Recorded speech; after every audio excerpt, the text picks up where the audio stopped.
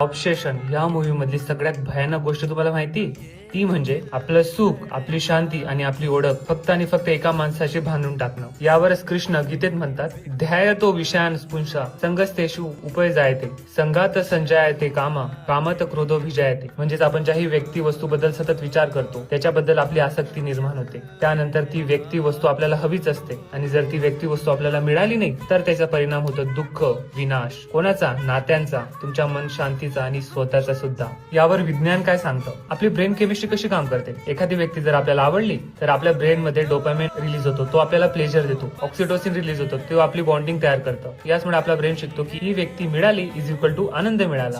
Psychology यावर काय म्हणते? आपल्याला व्यक्तीची सवय लागत नाही तर त्या व्यक्तीकडून मिळणाऱ्या फिलिंगची सवय लागते आणि याचमुळे तयार होते ती अटॅचमेंट. अटॅचमेंटमुळे तयार होते ती डिपेंडन्सी आणि याच डिपेंडन्सीमुळे त्या व्यक्ती आणि वस्तू गमावण्याची भीती तयार होते. अजून जरा मागे जाऊया. हजारो वर्षापूर्वी एकटं राहणं म्हणजे धोकेदायक राहायचं. त्यामुळे आपण टोळींमध्ये राहायचो, त्यामुळे आपल्याला सुरक्षितता भेटायची. पण आजही आपला ब्रेन तो ओल्ड पॅटर्न फॉलो करतोय. आजही आपल्या ब्रेनला वाटतो की ज्याच्याशी जोडलेलो आहोत जर आपण त्याला गमावलं तर आपलं अस्तित्व धोक्यात आलं.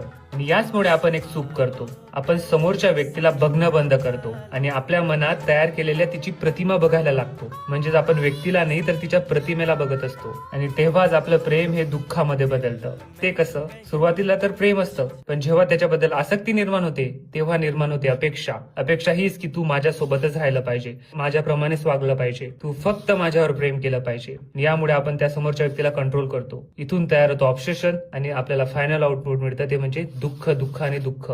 आणि जेही आपल्याला दुःख होतं ते नेमकं आपल्याला कशाचं होतं? लोकांना वाटतं की ती व्यक्ती सोडून गेली म्हणून दुःख होतं, पण खरं दुःख कशाचं असतं माहितीये? आपण त्या व्यक्तीसोबत जे भविष्याचे स्वप्न रचलेले असतात ते पूर्ण न होण्याचे दुःख. आता खरं प्रेम आणि ऑब्सेशन याच्यामधला नेमका फरक काय हे आपण बघूया. प्रेम हे दोघी व्यक्तींना जोडतं, ऑब्सेशन हे कैद करतं. प्रेम हे स्वीकारतं, ऑब्सेशन नियंत्रित करतं. प्रेम स्वातंत्र्य देतं, ऑब्सेशन मालकी हक्क शोधतं. प्रेम हे व्यक्तीला बघतं, ऑब्सेशन हे प्रतिमेला बघतं. प्रेम हे आनंद वाटतं आणि ऑब्सेशन हे फक्त आनंद मागतं. हिडन ट्रूथ, आपण खरं तर त्या व्यक्तीला गमवत नाही, आपण त्या व्यक्तीसोबत तयार केलेलं भविष्य, यासोबतच आपल्या मनातील कल्पना, यासोबतच स्वतःची एक व्हर्जन हे गमावत असतो. फायनल ट्रूथ, प्रेमाची सर्वात मोठी परीक्षा कोणाला धरून ठेवण्यात नाही तर त्याला मुक्त ठेवूनही मनात द्वेष न आणण्यात आहे. आता स्वतःला एक प्रश्न विचारा, तुम्ही ज्याही व्यक्तीवर प्रेम करता ते प्रेम आहे की फक्त एक ऑब्सेशन?